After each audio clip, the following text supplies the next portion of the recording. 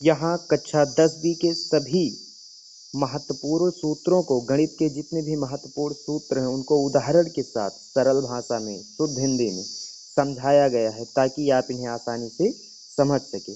अगर आपको board exam में गणित में 100 में 100 नंबर लाना है तो सभी महत्वपूर्ण जो सूत्र हैं, फार्मूले हैं, उनको मैं उदाहरण के साथ एक एक न्यूमेरिकल, एक एक सवाल लगा करके बताने वाला हूँ। आप लोग बहुत ही ध्यान से इसे देखते रहिए। पहला चैप्टर हमारा क्या है? वास्तविक संख्याएं। तो जो वास्तविक संख्या उसमें सूत्र दिया हुआ है HCF गुणे LCM का सूत्र, ठीक है। दो संख्याओं का गुणनफल यानी पहली संख्या गुणे दूसरी संख्या बराबर मासा गुणे लासा, ठीक है। तो उदाहरण के तौर पर आप लोग देखिए क्या है। यदि दो संख्याएं ये बराबर 12 और क्या है B बराबर 18 है और उनका जो मासा है वो कितना दिया हुआ है? 6 दिया हुआ है। तो लासा ज्ञात करिए आप। तो लासा देखते हैं कैसे ज्ञात करेंगे हम। लासा ज्ञात करने के लिए क्या करेंगे? सबसे पहले इसमें सूत्र होता है पहली संख्या गुणे दूसरी संख्या। तो पहली संख्या दिया हुआ है 12 और दूसरी संख्या 18।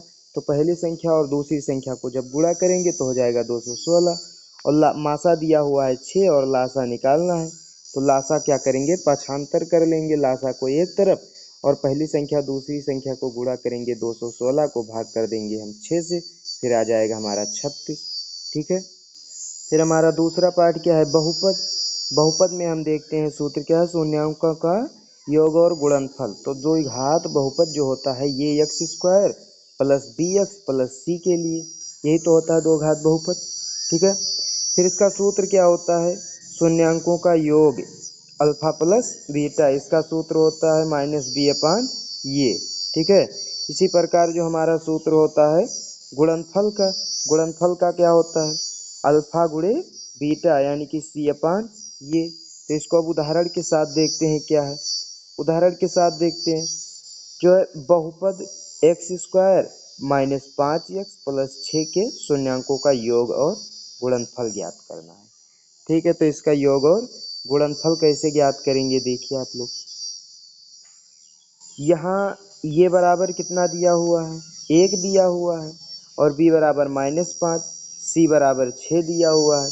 अगर आप कहें कि x square minus 5x plus 6 है यहाँ पर, तो x का के साथ गुणांक क्या है? कुछ नहीं है, इसलिए वहाँ पर क्या लिख देंगे हम? 1 लिख देंगे।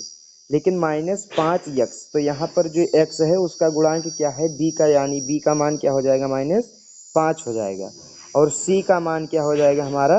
6 हो जाएगा, ठीक है। तो योग और गुणनफल बहुत ही सहज है। योग क्या है? Alpha plus beta. तो अल्फा प्लस बीटा बराबर कितना होता है? माइनस बी अपान ये। तो माइनस लगाइए पहले और बी का मान कितना दिया हुआ? -5 और ये का मान कितना दिया है? 1 दिया है। तो कितना हो जाएगा इसका मान? 5 हो जाएगा। अब देखिए इसका क्या, शून्यांकों का गुणनफल कैसे ज्ञात करेंगे? तो गुणनफल क्या होता है? अल्फा गुणे बीटा। तो अल्फा गुणे बीटा का सूत्र क्या होता है? सी अपान ये। तो सी का मान कितना दिया हुआ है? 6 और ये का मान कितना दिया है? 1 दिया हुआ है। तो 6 को अगर 1 से हम भाग करेंगे तो क्या आएगा? 6 ही आएगा, ठीक है। इसी प्रकार सभी इम्पॉर्टेंट क्वेश्चनों को आप देखते रहिए और उसके साथ फार्मूला को नोट करते रहिए। इस अगर आप स्क्रीनशॉट लेना चाहते हैं तो स्क्रीनशॉट भी ले सकते हैं। चलिए अब देखते हैं तीसरा पार्ट।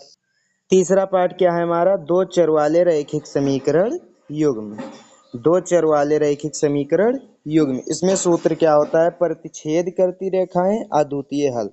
तो a1/a2 not equal to b1/b2। सवाल देखते हैं अब।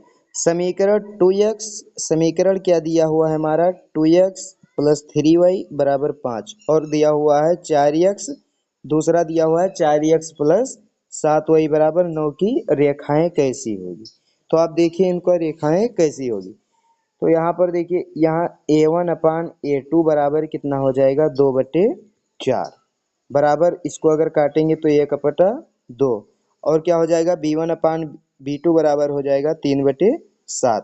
तो आप देख सकते हैं यहाँ दोनों क्या है? बराबर नहीं है, इसलिए ये रेखाएं क्या हो जाएंगे? प्रतिच्छेद रेखाएं कहलाएंगी, ठीक है। यानी कि प्रतिच्छेद करेंगी एक दूसरे को, इसलिए इनका हल जो हो जाएगा अद्वितीय हल होगा, ठीक है।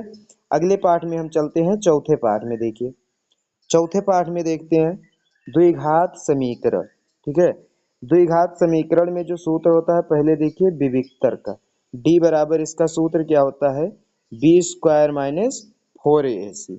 अब उदाहरण के तौर पर हम सवाल को देखते हैं। पहले सवाल क्या दिया हुआ है हमारा, उदाहरण में हमारा सवाल दिया हुआ है समीकरण 2x² minus 4x plus 3 equal to 0 के मूलों की प्रकृति ज्ञात कीजिए। प्रकृति ज्ञात करना है, प्रकृति मतलब डी ज्ञात करना है, ठीक है, विविक्तर ज्ञात करना है। यहाँ ये बराबर कितना है 2, ये बराबर कितना दिया है 2 दिया हुआ है, और b बराबर -4 दिया हुआ है, और c बराबर कितना है 3 है, ठीक है। फिर आगे चलते हैं, देखते हैं फिर d बराबर क्या होता है सूत्र, d बराबर सूत्र क्या होता है बी स्क्वायर माइनस 4ac, ठीक है।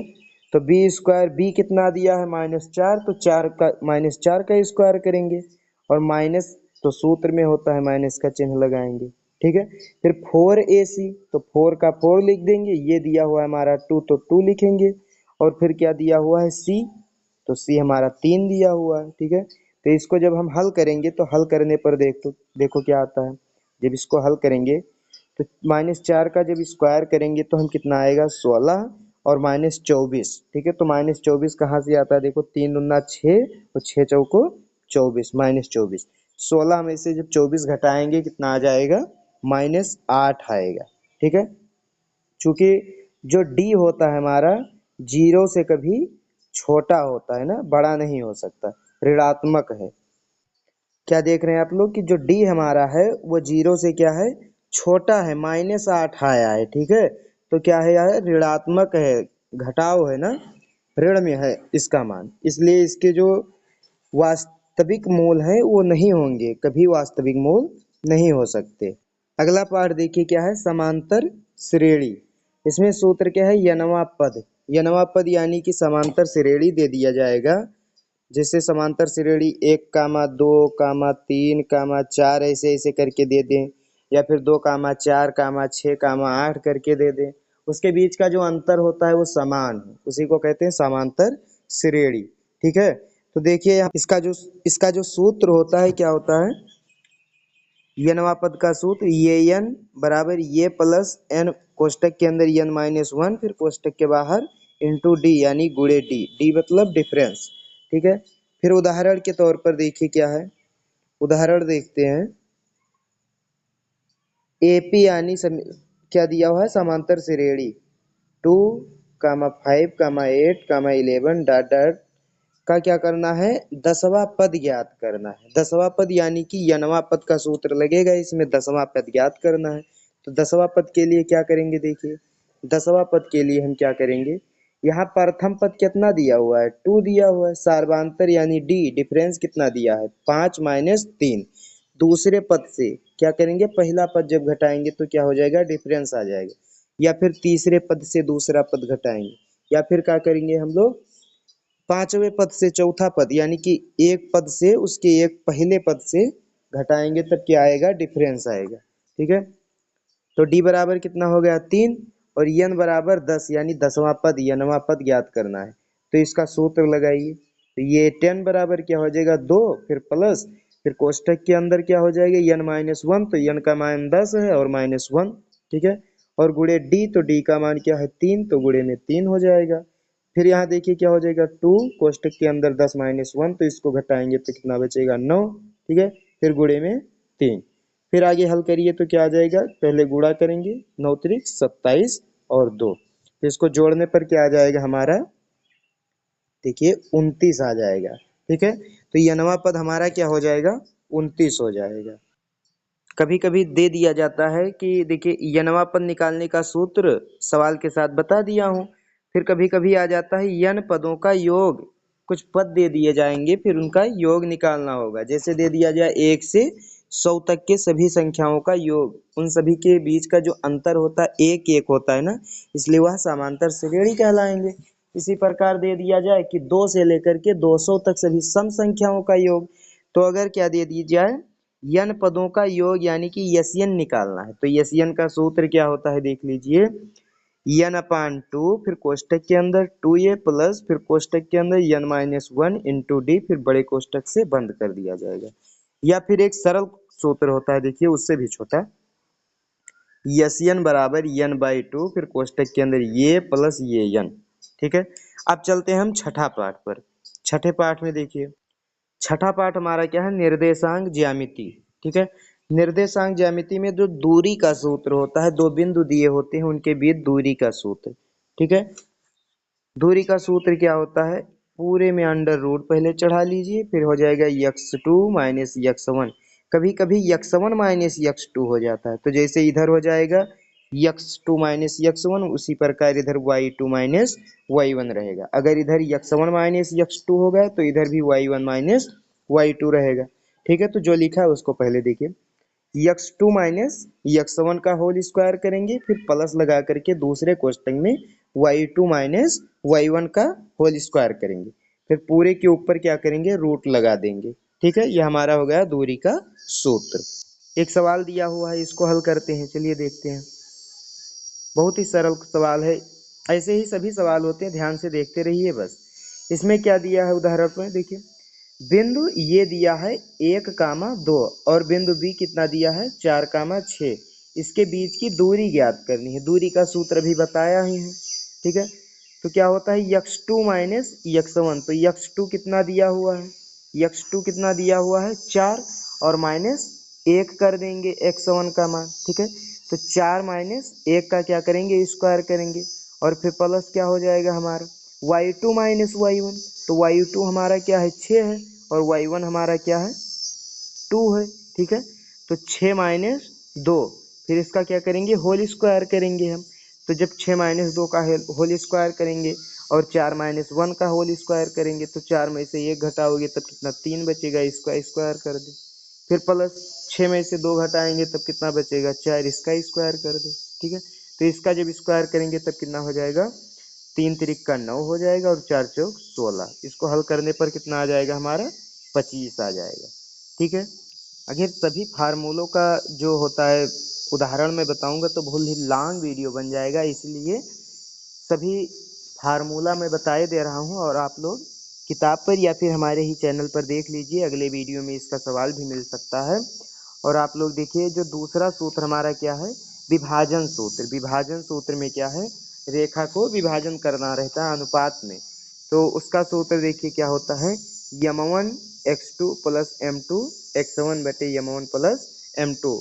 ये हो जाएगा हमारा x का मान, और y का मान क्या हो जाता है हमारा यम1 y2 प्लस m2 y1 बटे m1 प्लस m2। ठीक है, और त्रिभुज दिया होता है, त्रिभुज दे दिया जाएगा। ठीक है, त्रिभुज बता रहे हैं, देखिए ऐसे त्रिभुज दे दिया जाएगा, एक यहाँ पर बिंदु, एक यहाँ पर, एक यहाँ पर, इनका दो मान दे दिया जाएगा x1 y2 के बारे में, x2 y1 x1 y2। ठीक है, ऐसे दे दिया जाएगा, फिर इसका भी आप पूछेंगे क्षेत्रफल पूछा जाएगा।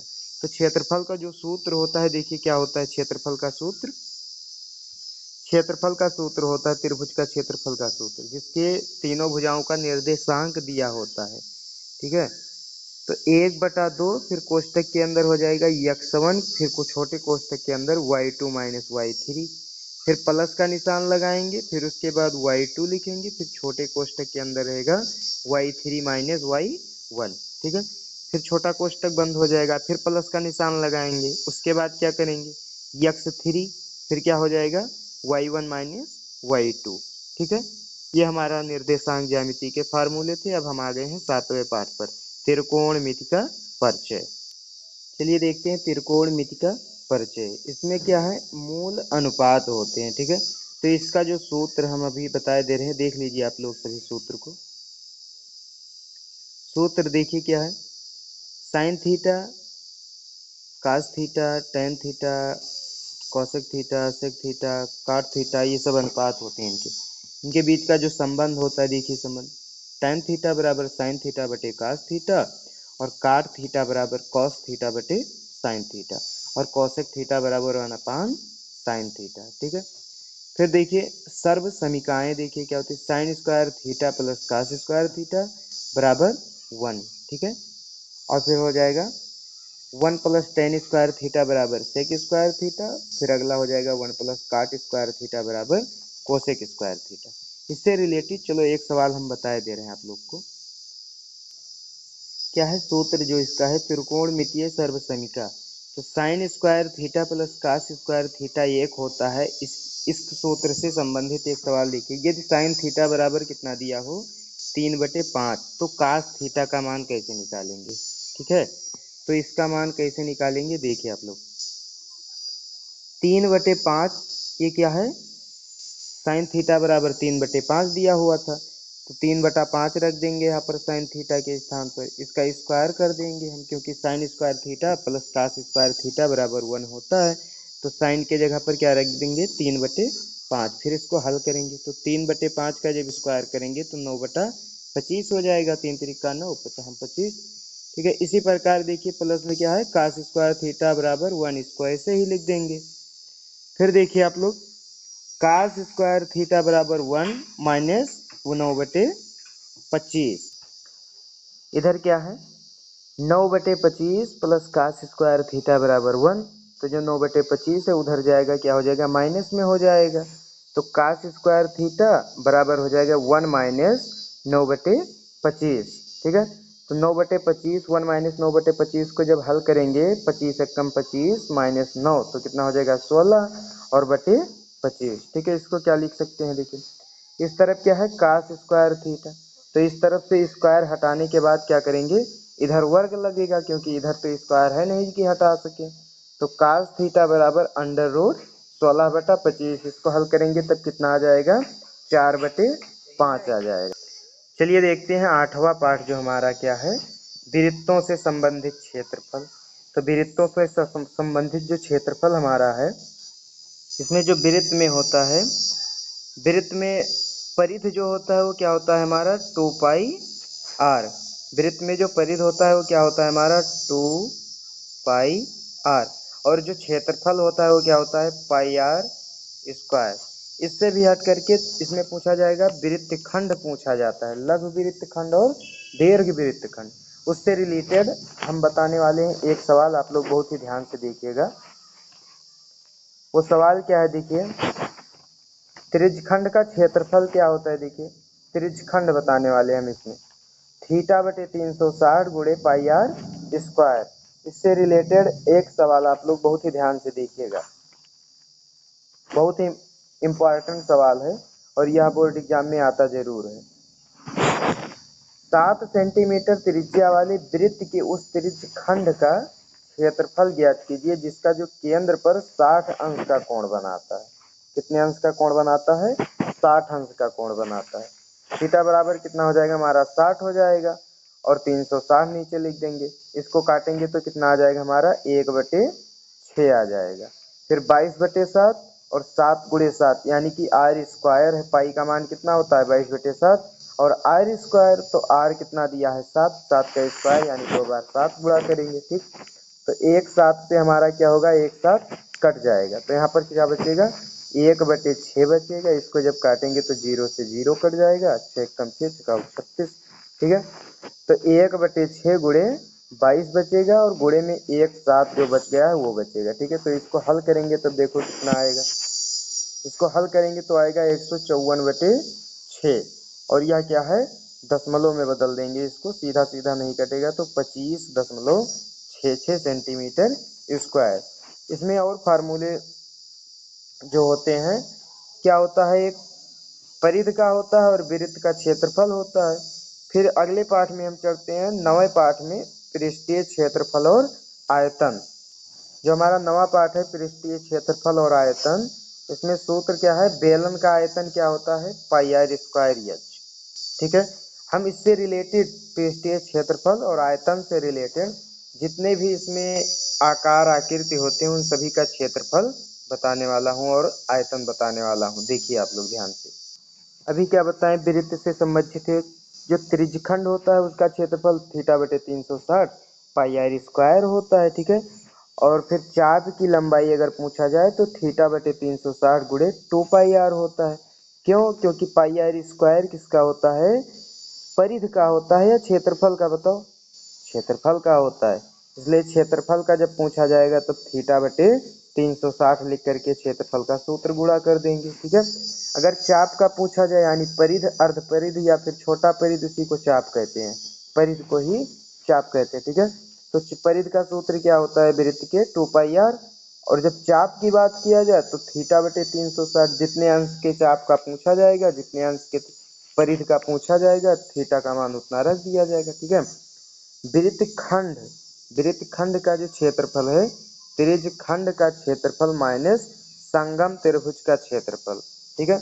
उसमें जब ऐसे बनाया जाएगा वृत्त, ठीक है, तो इसमें जो त्रिभुज ऐसे बनता है, इसको घटा दिया जाएगा, किसमें से, पूरे में से घटा दिया जाए, फिर इसे जो किनारा बचेगा इसी को क्या कहते हैं, वृत्तखंड, ठीक है। फिर अगले पार्ट में अभी हम क्या बताने वाले हैं, पृष्ठीय क्षेत्रफल और आयतन। तो घनाभ का देखिए आप लोग, घनाभ का जो आयतन होता है LBH, यानी कि लंबाई गुणे चौड़ाई गुणे ऊंचाई। कुल पृष्ठीय क्षेत्रफल क्या होता है हमारा 2, फिर कोष्ठक के अंदर LB, फिर प्लस BH प्लस HL, यानी कि लंबाई गुणे चौड़ाई, फिर चौड़ाई गुणे ऊंचाई, फिर ऊंचाई गुणे लंबाई, ठीक है। इसी प्रकार आप देखिए बेलन का क्या होता है, बेलन का वक्र पृष्ठीय क्षेत्रफल होता है 2πrh, 2πrh, और कुल पृष्ठीय क्षेत्रफल क्या होता है 2πr²h, ठीक है, 2πr², इसको इस प्रकार लिख दिया गया है, 2πr बाहर ले लिया गया है और फिर r प्लस h लिख दिया गया है, ठीक है। फिर आयतन क्या होता है πr²h। तो देखिए शंकु का वक्र पृष्ठीय क्षेत्रफल क्या होता है πrl, और जो कुल पृष्ठीय क्षेत्रफल होता है उसका क्या होता है πr²l। इसको इस प्रकार लिख दिया गया है, πr कॉमन ले लिया गया है, r प्लस l कोष्ठक के अंदर, ठीक है। फिर जो आयतन हमारा होता है वो कितना होता है 1/3 πr²h। जहाँ जो यल है उसका मान अगर निकालना जाए तो कैसे निकालेंगे, √r² प्लस h²। फिर बात करते हैं गोला का। तो गोला का जो पृष्ठीय क्षेत्रफल होता है कितना होता है 4πr², और इसका आयतन कितना होता है 4/3 πr³। गोला का तो आप जान गए, पृष्ठीय क्षेत्रफल 4πr² और आयतन हो जाएगा 4/3 πr³। लेकिन अगर बात किया जाए अर्धगोले का, आधे कटे गोले का जो ऐसे होता है, ठीक है, इसका बात किया जाए तो क्या होगा, वक्र पृष्ठीय क्षेत्रफल हो जाएगा 2πr², और कुल पृष्ठीय क्षेत्रफल का बात किया जाए तो 3πr², और आयतन हो जाएगा हमारा 2/3 πr³। अब हम चलते हैं अगले पार्ट में, संख्यांकिकी बचा हुआ हमारा स्टेटिस्टिक्स। संख्यांकिकी में मैं एक क्वेश्चन फार्मूले के साथ बताने वाला हूँ, हल करके दिखा रहा हूँ, और बाकी जो फार्मूला है उसको आपको बताए दे रहा हूँ, स्क्रीनशॉट ले लीजिएगा। क्या है सूत्र, माध्य माइनस माध्य यानी कि प्रत्यक्ष विधि, माइनस नहीं, माध्य यानी कि क्या है प्रत्यक्ष विधि द्वारा माध्य कैसे निकालेंगे, सिग्मा FI XI बटे सिग्मा FI, ये हमारा फार्मूला होता है, ठीक है। तो उदाहरण देखिए, सिग्मा FI XI कितना दिया है 150, और कुल बारंबारता यानी कि सिग्मा FI का मान दे दिया जाए 10, तो माध्य कैसे ज्ञात करेंगे, ठीक है। तो माध्य कैसे ज्ञात करेंगे देखिए, तो उसका सूत्र होता है सिग्मा FI XI बटे सिग्मा FI। तो क्या है सिग्मा FI XI है 150, तो ऊपर लिख देंगे, बटे कितना है सिग्मा FI 10 है, तो 150 बटे 10, इसको जब भाग करेंगे तो हमारा 15 आ जाएगा, ठीक है। इसी प्रकार अगला फार्मूला देख लीजिए आप लोग। अगर माध्य की बात किया जाए तो प्रत्यक्ष विधि और कल्पित माध्य विधि द्वारा, देखिए प्रत्यक्ष विधि द्वारा भी आप लोग को एक सवाल लगा करके बता दिया हूँ, सिग्मा FI XI बटे सिग्मा FI। फिर दूसरा अगर कल्पित माध्य विधि से पूछा जाए तो ये प्लस सिग्मा FI DI बटे सिग्मा FI, ठीक है। फिर अगर बात किया जाए बहुलक की, तो बहुलक की देखिए बहुत ही सरल है, आप लोग को कठिन दिखाई दे रहा है लेकिन बहुत ही सरल फार्मूला है। देखिए बहुलक का यल प्लस F1 माइनस F0 बटे 2F1 minus F0 minus F2, फिर बाहर कोष्टक के बाहर गुणे में इंटू में क्या हो जाएगा H, ठीक है। फिर माध्यक की बात किया जाए तो क्या होगा यल प्लस फिर कोष्टक के अंदर n/2 माइनस CF, फिर उसका बटा क्या हो जाएगा F, और बाहर कोष्टक के गुणे में H हो जाएगा, ठीक। संख्यांकिकी का बहुत ही इम्पोर्टेंट एक फार्मूला भी छूट जाता है आप लोग का, और जितने बच्चे समझ गए हैं कौन सा फार्मूला है तो कमेंट में फटाफट बता दीजिए आप लोग, और कमेंट में भी देख सकते हैं, लेकिन मैं वो फार्मूला जरूर बताने वाला हूँ। जैसे दे दिया जाए अभी, जो क्या होता है इसमें बहुलक होता है, माध्य होता है और माध्यक, तीनों में से अगर दो चीज दे दिया जाए, एक चीज पूछ लिया जाए। जैसे माध्य और बहुलक दे दिया जाए, फिर माध्यक पूछ सकते हैं, ठीक है। अगर माध्य और बहुलक दे दें तो पूछ सकते हैं, माध्य पूछ सकते हैं, बहुलक और माध्यक दे दे तो माध्य पूछ सकते हैं, और माध्य और बहुलक दे दे तो फिर माध्यक पूछ सकते हैं, ठीक है। इसी प्रकार आप देख लीजिए इसका फार्मूला क्या होता है, जिससे दे दिया जाए अभी, इसका फार्मूला देख लीजिए ध्यान से, क्या हो जाएगा, तीन माध्यक, ठीक है, तीन माध्यक, ठीक है, तीन माध्यक बराबर इसका फार्मूला क्या होता है, बहुलक, बी से समझ लीजिए बहुलक और प्लस टू माध्य, एम से माध्य, टू माध्य, ठीक है। देखिए हमारा लास्ट चैप्टर बचा हुआ है प्रायिकता। इसमें मैं उदाहरण दे रहा हूँ, एक सवाल क्या है, सवाल देखिए क्या है, एक पासे को फेंकने पर सम संख्या आने की प्रायिकता ज्ञात करिए। बहुत ही सरल है, बहुत ही इम्पोर्टेंट है, ज्यादा कठिन सवाल बोर्ड एग्जाम में नहीं पूछे जाते हैं। यह सवाल पक्का है कि बोर्ड एग्जाम में आएगा 2027 में, ठीक है। बहुत ही ध्यान से देखिए, एक पासा, पासा आप लोग देखे हैं, लूडो का पासा, लूडो खेलते हैं ना, सांप सीढ़ी खेलते हैं, तो एक पासे को फेंकने पर सम संख्या आने की प्रायिकता, तो सब लोग को पता है उसमें जो परिणाम होता है वो कितना होता है, छह होते हैं। जैसे एक दो तीन चार पाँच छः, छह परिणाम होते हैं उसमें, छह फलक होते हैं उसमें ना, तो कुल संख्या कितने हो गए, छह हो गए। अनुकूल परिणाम यानी कि सम संख्या, तो अनुकूल सम संख्या ही तो लाना है, कितनी बार आ सकता है यही बताना है। तो सम संख्या होते कितने हैं, जैसे दो हो गया सम, चार हो गया, छह हो गया, एक से छह तक लग में केवल तीन ही सम संख्याएं होती हैं। तो इसको क्या करेंगे, पी यानी कि प्रायिकता बराबर प्रोबेबिलिटी बराबर क्या हो जाएगा हमारा, 3/6, ठीक है, 3/6 यानी कि अनुकूल परिणाम बटे क्या हो जाएगा हमारा, कुल परिणाम। इसका सूत्र यहीं से हो जाता है कि अनुकूल परिणाम बटे कुल परिणाम। तो अनुकूल परिणाम कितना है, 3, तो ऊपर 3 लिख दिया गया, और कुल परिणाम कितने हैं, 6। तो इसको अगर हल करेंगे तो कितना आ जाएगा हमारा, इसको अगर हल करेंगे तो देखिए हमारा कितना आ जाएगा, अनुकूल परिणाम संख्या कितना दिया हुआ है, 2 4 6 सम संख्या, ठीक है। तो कुल कितने हो गए, 3, और ऊपर कितना है, 6।